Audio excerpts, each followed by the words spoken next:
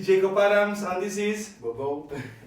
today we were talking about the reasons why you denied visa. You understand? So if you have a Nigerian passport, it's not a new game for you to be denied visa. You understand? Like so many people have been denied visa before, and it's hard. It's that you feel the pain. It's like a girl break your heart. So it hurts more than even heartbreak. yeah. So we have shortlisted the reasons why they deny us visa sometimes. Yeah.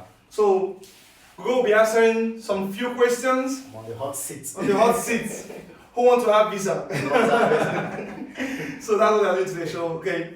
The first question is like fake document. What can you tell about fake documents? Yes, so fake documents. So this is actually the most common reason why they deny Nigerians visa. And most people from different parts of the world as well. Can you break it down for us, So the thing is, when you want to travel abroad, especially from our people, you had that excitement and that desperation makes us vulnerable to manipulation by travel agents.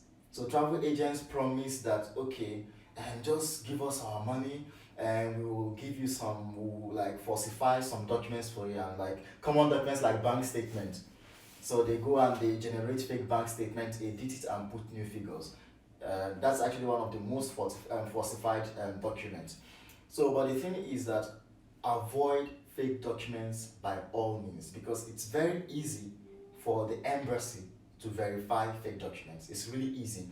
The embassy can just see that if they suspect that the documents you give to them is fake, let's say bank statement, they don't just call the bank and say, does Mr. Okon have, let's say, $100 or 100 naira in his account? They can just randomly say to the bank or ask the bank, on the 15th of January 2018 or 2017, what was the transaction?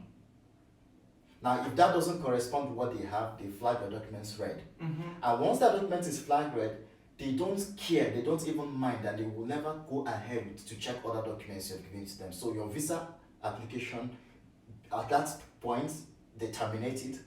And sometimes the embassy can actually ban you from their country, from applying for visa to their country for 10 years, 5 years. It depends on which country. Would they say that like a written form, or they just gonna be there? Yeah, sometimes they will write give you a written form, and sometimes you just be in their system. So you might not even know. Yeah, you might not know. So you keep applying and they keep denying you, and you keep losing your money. It's like a punishment. And the other part of it is that they can report you to the authorities, to the police for fake documents, and that's another crime on itself. So then you also have double wahala for dead body. So to avoid that, just do whatever you can, but avoid presenting a fake document. Don't think that those guys are very smart. It's very easy for them to identify that this document is not original. Wow. Yeah. So you should avoid that fake document first of all. Fake document. So the second question is that inaccurate information. Yes. So inaccurate information is When you say inaccurate information, what kind of information in your own thought? What do you think? What kind of information is that? Let's say, for example, right, not all embassies require interview. Yeah. Some embassies you go without interview. Yeah, most of the embassies now, these application centers like that, yeah. But in some cases where you need to be present during an interview, so the embassy, for example, you're going to the United States, you must pass an interview. So in the computer, if you filled, for example, information of where you're going to stay, or the address of where you're going to stay, or whom you are going to stay, or how long you're going to stay and all that. If you fill this information, the embassy or the consul or whoever that is handling your case has reviewed all these documents, all this information. Yeah. So during the interview, they usually ask you questions that they are general questions they ask, but there are some questions they ask based on they are not so sure about what you've written in your document, so they want to get it. They want to hear it from you again. If you're the one that filled that document, Yeah. So if you know where you're going to, if you know all this stuff that's written there. Yeah. So the thing is that if you go there and you say something else, let's say for example, what is your travel plan? Where are you going to stay? Whom are you going to stay with, and all that? And in your visa information, you wrote that okay, I'm going to stay with my auntie, with my aunts, and I plan to spend 2 days and 1 week in Chicago. This, that. That was, for example, what you have written. Your initial plan, actually. Yeah, your initial plan, right? And you go there and they ask you, okay, so what's your travel plan? Where are you going to stay? Then you start saying, I will stay in this hotel Hotel. and this, that. So the information doesn't correspond. Yeah.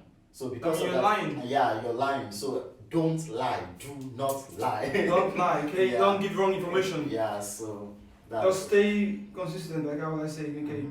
And the next question is like insufficient fund.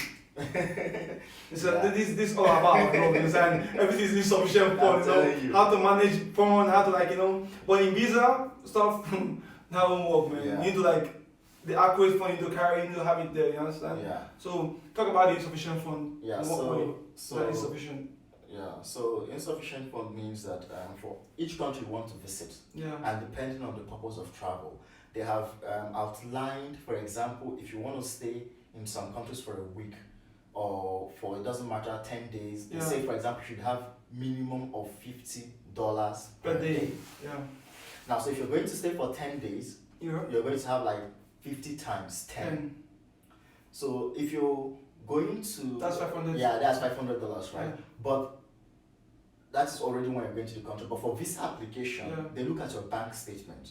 Now, in your bank statement, they don't just look at how much you have instantly. Yeah. It's not a balance. Yeah. It's a transaction. Yeah. So they look Whether at you use the transaction. account, how the flow of cash, you know. Yeah. So that's what they look at. Perfect. So if they see that there is not enough inflow and outflow Of in your cash. of cash in your account, so it looks suspicious. It looks not just suspicious, but it looks like you don't have enough funds to sustain your life. They will suspect that, okay, this guy has gone to borrow money to deposit in his account. Mm-hmm.